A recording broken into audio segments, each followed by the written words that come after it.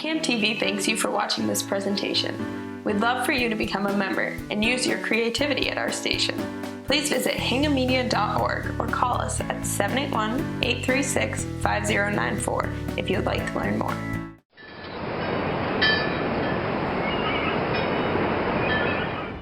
Hingham, a town of great history, heritage, and heart.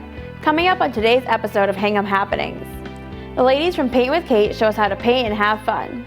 Southshore Recycling Cooperative hosts a household hazardous waste collection day. Renowned war hero Seaman Herbert L. Foss is honored with a memorial dedication. Escuela's 6th annual Southshore International Festival welcomes visitors to learn about different cultures. PanMass Challenge returns again to Wampatuck State Park to raise money for the Dana-Farber Institute. All this and more coming up on Hingham Happenings.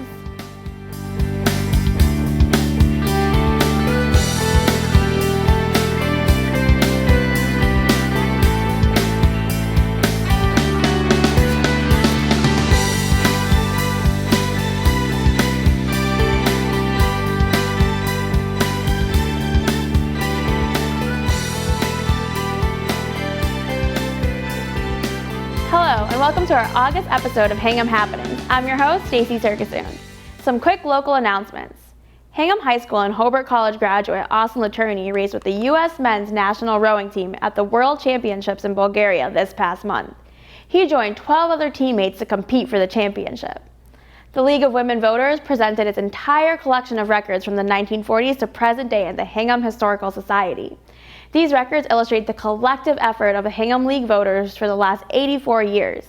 These records will be available through a climate-controlled research library at the Old Derby building. Photo credit to Alyssa Stone.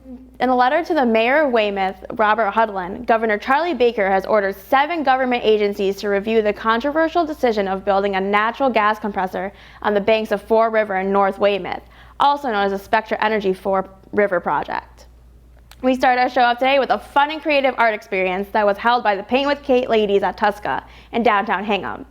Attendees not only learned new painting techniques, but experienced a casual atmosphere that made the process behind crafting an artistic masterpiece stress-free and fun. This all while drinking wine. Sounds like a great time to me.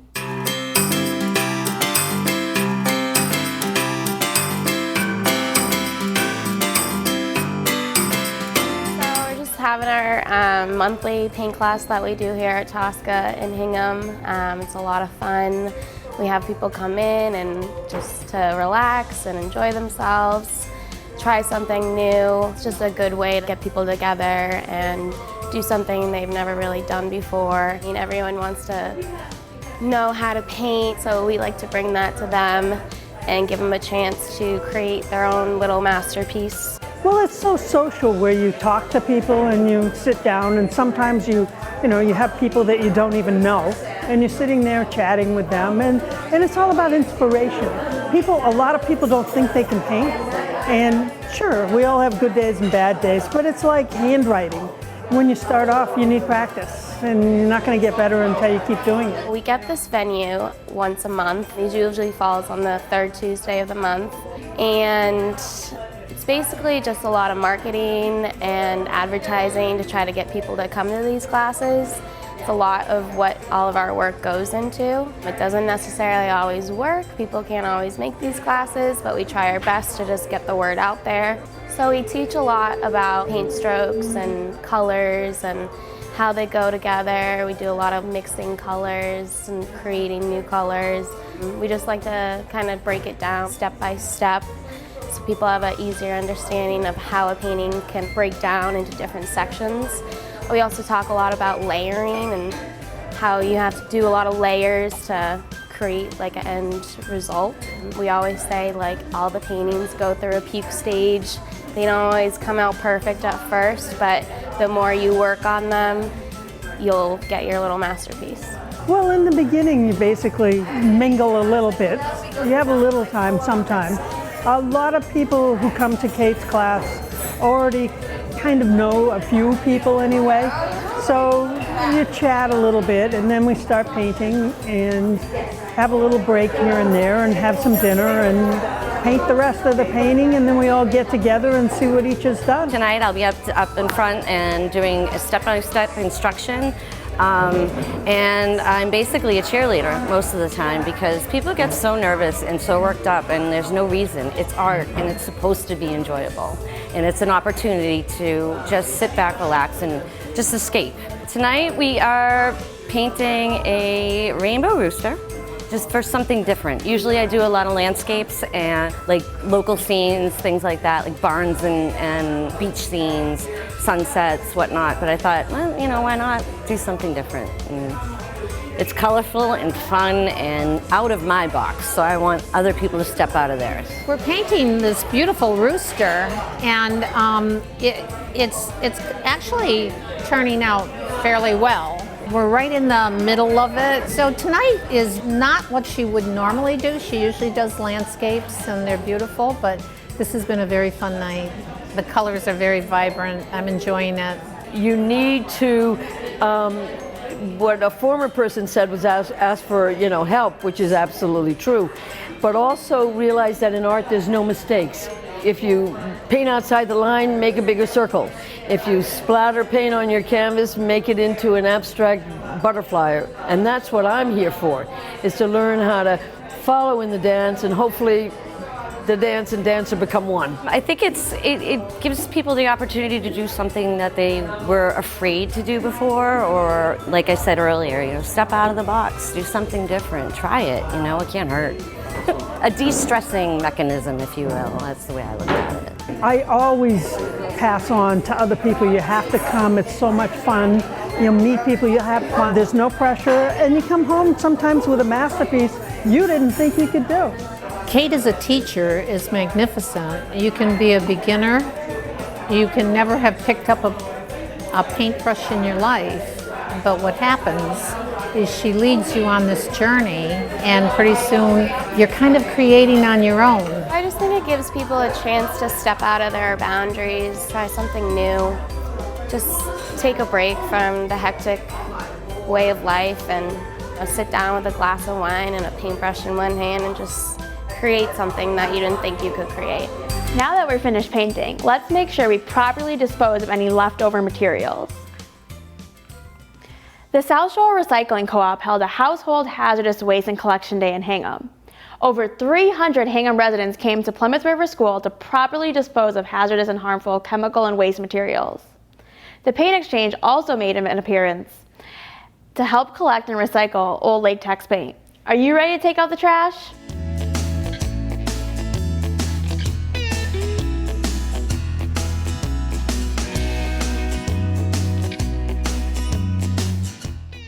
So the Household Hazardous Waste Collection Day is an event that the town puts on with the Southshore Recycling Cooperative to accept materials that are too bad to bring to the transfer station. They don't accept them regularly there, so it gives people an opportunity to bring some of their nastier chemicals and substances for proper disposal. And the thing is looking and seeing what they have, making sure that they're authorized to come here.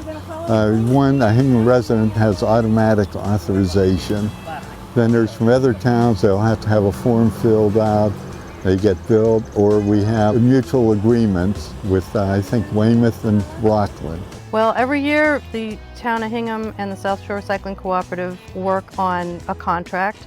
The town allocates about $10,000 for this event, and also to send residents to other collections if they can't make it to this particular event. So they have to budget, they have to sign the contract, reserve the space at the school. Then the Southshore Recycling Cooperative does the publicity, and I think the town does some too. They assign some DPW guys to help out, because I can't do it by myself. And I arranged to have a company called Recycle Environmental come, and they collect the material from the cars and they separate it into the proper containers, because different types of materials have to be handled in different ways. So they actually do the collection and disposal of all the materials that people bring. We're here to assist. The town has to supply certain things. You'll see the people that work there in the signage, etc., and trying to get the line through as fast as possible. The preparation is planning and advertising on our part to make sure residents are aware of it, to keep this separate, for once a year we have a hazardous waste collection day. I'm here from the Paint Exchange. We're located in Rockland. We don't deal with the hazardous waste, but we're here to take any latex paint that homeowners bring. Oftentimes, homeowners can't really tell the difference between latex and oil-based paint. The oil is a hazard, but we're collecting latex for recycling. So any leftover latex that people have that is still liquid and meets our criteria within 10 years old and various other things, we will collect and we bring it back to our facility in Rockland and we recycle it. We then in turn wholesale it to Habitat for Humanity stores. 99% of the paint that we produce goes to Habitat for Humanity restores, which are located throughout the country. I think there are about 900 of them. So we like to help out the Southshore Recycling Cooperative. We participate in some of their local events on the South Shore, collecting any latex paint that happens to come in. The impact on the environment. There's dioxins, etc., from incineration, so the conventional ways are not a safe way of doing it. I'll use mercury. It's a heavy metal. You never destroy it, so it will go in there. And lead, as you can see from Flint, Michigan, is a problem. So we just can't let it get into the environment. Hazardous waste is something that everybody has in their home. And most people, unfortunately, don't have an easy means to dispose of it. This makes it accessible to our whole community. Of course, some of the stuff is toxic for humans just being in the house, so that's not good in and of itself. But the worst part of it is people will improperly dispose of these things in landfills, and that's not what we want. It's important to properly dispose of hazardous waste because we don't want dangerous chemicals seeping into our waterways, going into the landfill. And also, a lot of it can be recycled and reused as fuel, the oil-based paint. The latex paint we want to recycle because there's so much out there that's still usable and still good. If it's within 10 years old and has been stored properly, it really should be reused. Even though it's technically in the state of Massachusetts not a hazard, we still don't want it just going into our landfills. It's just a waste and it's not good for the environment. Oh, today's collection. Hingham's always busy. This year, I think we might have broken a record. We were over 300 cars, partly because we have a new town. The cooperative involves 15 towns, including Hingham. And we just got a new member, which is Hull, and they haven't had a collection day for quite some time. We had an excellent turnout. The company did a great job, and the staff, the DPW guys, did a great job, and we did our best to keep people moving through the line. Doesn't it feel good to be an upstanding citizen and do the honorable thing? Well, Herbert L. Foss did the honorable thing on May 11, 1898. On June 3, 2017, the newly opened ferry terminal in the Hingham shipyard was dedicated to honor Seaman Herbert L. Foss, a U.S. Navy seaman who received the Medal of Honor for his actions in the Spanish-American War. He lived a full life, eventually residing here in Hingham until his death in 1937. The town unveiled a bronze bust of Foss crafted by Susan Lurie to honor his memory. It was a thoughtful and memorable occasion.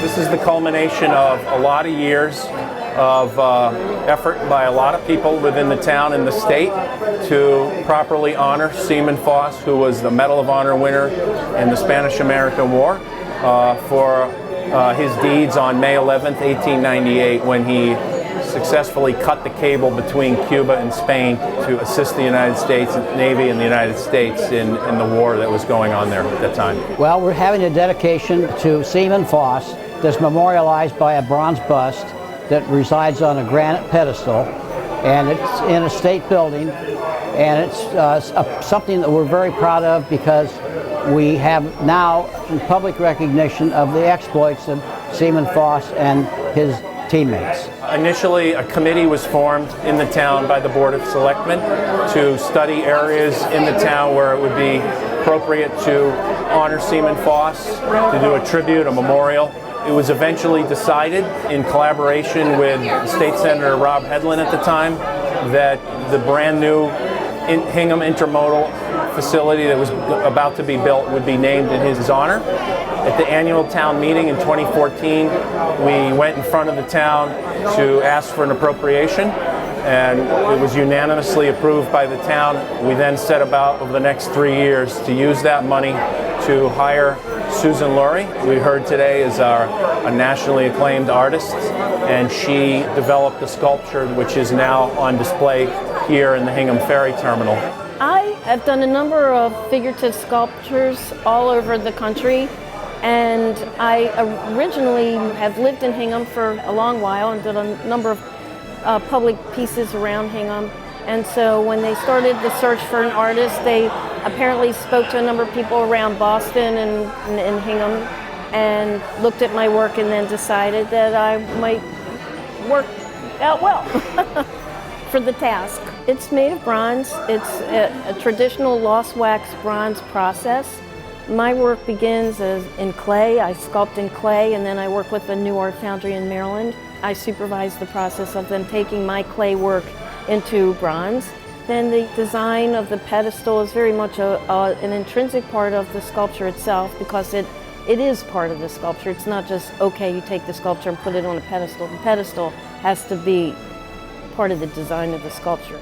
It became clear if we had a sculpture up there that people would come in, young kids for example, they wouldn't know who this guy is. So we had to put something that characterized and explained his exploits, what he did, and how he came to win the Medal of Honor. So that's the reason why we put the plaque up. One of the things that we discussed in the Veterans Council was how to tell the story of Seaman Foss's heroic action. And it occurred to me that technologically speaking, particularly in a building like this where people are passing through, the technology, the old style technology of a recording that's built into a base would necessitate listeners having to stand in front of it for the duration of the interview. Whereas a QR code, you can download an app to either an iPhone or an Android phone and snap this block, which is a coded block that basically links your phone to the town website, where we have both the interview from the Columbia Broadcasting System interview of 1928, the crackly version from the 78 RPM record, as well as a write-up. And so you can snap it and then keep walking and listen to it and read it. And that's the purpose of it. Well, it's a great day for the Foss family. This transportation building is the right location for him because he was in the Navy. And everybody who comes and goes in this building will see Seaman Foss and the exploits that he accomplished. I hope they discover the trait that he had, which is that failure is not an option. I'm going to continue to strive to accomplish my mission, whatever that is. It could be a college degree, whatever it is. I strive to accomplish it and make certain that it happens no matter what. And that was the mantra that the Foss Committee took in the early days before this was finalized. Foss's experiences allowed him to see other parts of the world. Did you know that there's a festival that can open you up to other cultures right here in Hingham? The Southshore International Festival was hosted for its 6th year at Suasquela's Language Academy. The festival is a family-friendly event that celebrates different cultures. A slew of performances and musics were featured, as well as children activities and games, local food vendors, and more. Let's see some diversity!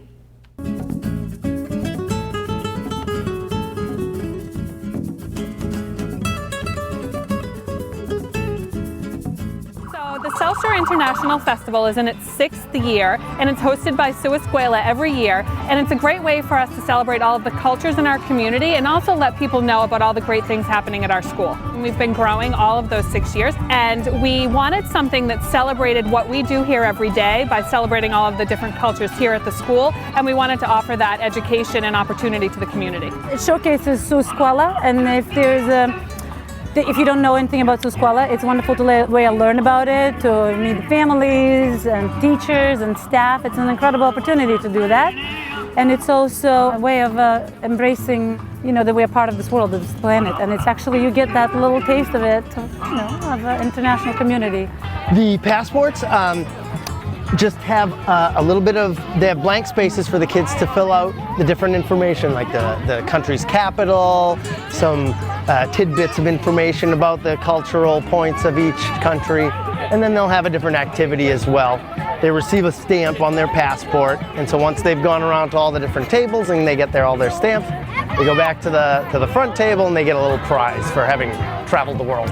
All of our staff is here manning the event at all of our tables and at our face painting, so it's really all hands on deck. We invite other folks from the community to come in and perform. So today we had the International Ballet Academy of Norwell, we had Boston Academy of Irish Dance, we will have Jade Forest Kung Fu later today, and we had Mama Steph, which is really a popular children's performer in the area, earlier today as well. So we are hosting a donation drive for School on Wheels of Massachusetts, and what they do is they provide a positive school experience for children in the area who are experiencing homelessness. So we're collecting basic school supplies for them, and then all of the proceeds from our raffle table are going to School on Wheels as well.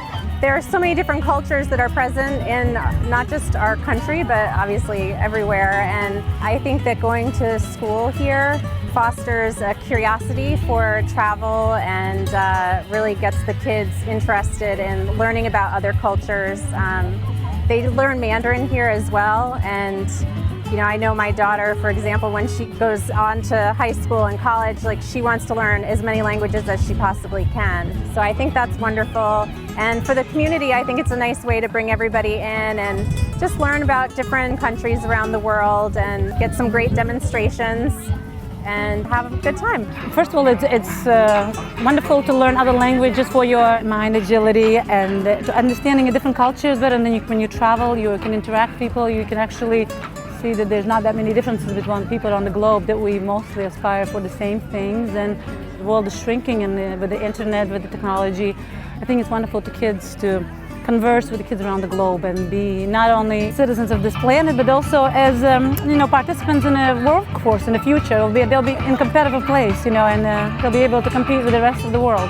It's a smaller and smaller world each year, and the more that kids are taught about different cultures, the more accepting that I think they'll grow up to be, and that learning that everybody's different from the beginning makes it so when they're older, it doesn't make such a difference. I think that as children grow and our world is continuing to change, I think it's imperative that children are exposed to different cultures, different languages, and what we do here at Southshore is just that. We prepare these students for the future. They're future leaders. When they graduate in 5th grade, all of these students will be speaking Spanish fluently, and they will be proficient in Mandarin as well. And it just really prepares these students for success in high school, college, and when they go out into the workforce.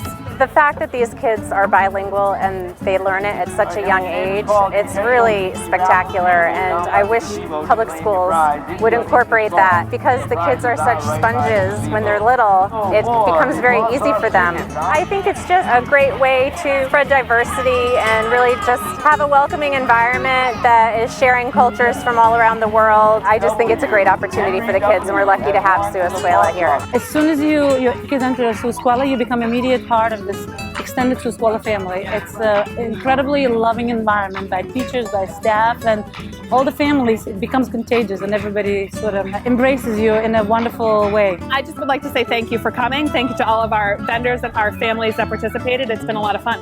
¿Cómo estás? ¿Te gusta Hingham Happenings? Quiero un bocadillo. There's always opportunities to brush up on another language. Some are quite the challenge to learn. How about another challenge? The 11th annual PanMass Kids Challenge ride happened at the Wampatuck State Park.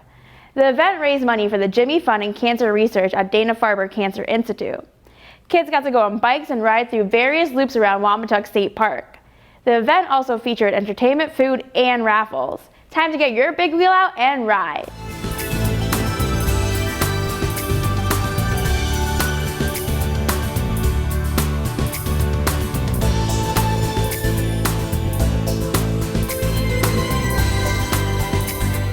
So today is our 11th kids ride at Wampatuck State Park. This is my 8th year being the event coordinator.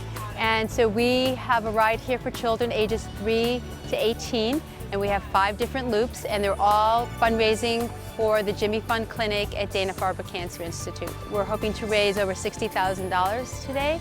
And in those 5 loops, we have a loop for tykes, usually from 3 to 6 years old. And then we have a 1-mile loop that's paved, a 4-mile loop that's paved, and then we have 2 mountain bike loops for a little bit older children and experienced on the mountain bike paths. And those are all sponsored by New England Mountain Bike Association and Friends of Wampatuck. This is to help fight cancer, basically. It's associated with the Jimmy Fund, and it's an offshoot of the PMC, which is the first weekend in August, and the main fundraiser for the Dana-Farber. We are affiliated with the PanMass Challenge Adult Ride that is in August. That is a 190-mile ride from Sturbridge to Provincetown. And last year they raised $46 million. All our money is funneled in with the PanMass Challenge. So we're one of 38 rides across Massachusetts and a couple in Connecticut and Rhode Island.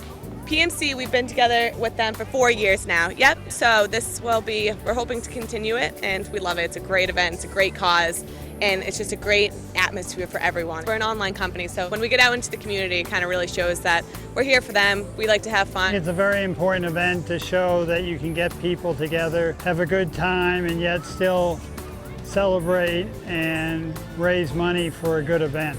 I think a lot of times when people think of charity, they think of adults raising money, but it's not just an adult thing, and kids can do it too, and you can have fun while doing it. So it's really important to get kids involved so that when they grow up, they can make a difference too, you know, and it just keeps going. It's a lifelong thing. We love that all these towns can come together and ride for the same cause, and it's athletic, it gets the kids outside.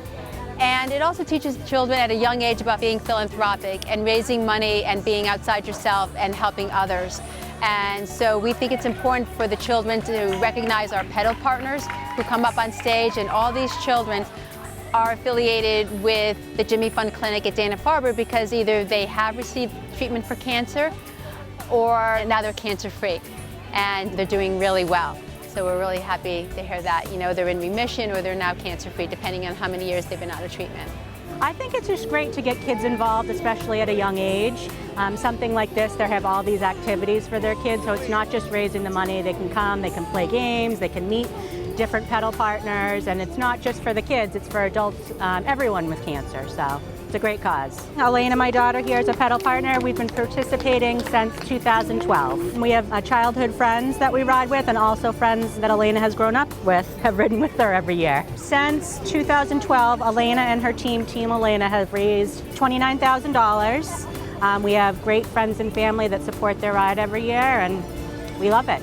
We just like to be involved a lot in the local events. We do some other events, you know, around the area. It's just always nice to be able to get out and help out. You know, we're not here to promote the business a lot. You know, we're here just for the community and to have fun. I think it's just good. You can gather a lot of the towns together for a good cause, and it's not just focused in one town. A good way to gather a lot of people. It's a fun event, so it brings people out to enjoy the day and just go home happy. I think just the camaraderie, the group sense of we're helping to treat cancer, I think that's very important. Realize that they can make a difference. I would hope just, you know, meeting pedal partners, meeting other kids, meeting family members that have cancer, that they just realize what a great cause it is, and that 100% of all the money raised for the PMC actually goes to the Jimmy Fund. I really hope they'll come back next year. We would love for them to come back and be a PMC rider again, and if they age out and they don't want to be a rider, maybe they'll be a volunteer next year. So we love when some of our riders do become volunteers later here, and then maybe later on when they're older, like my own children who started off as riders, became volunteers, and now ride in the adult PMC. I hope they take away that they want to come back and they'll spread the word and maybe start a team next year if they hadn't already. Go PMC!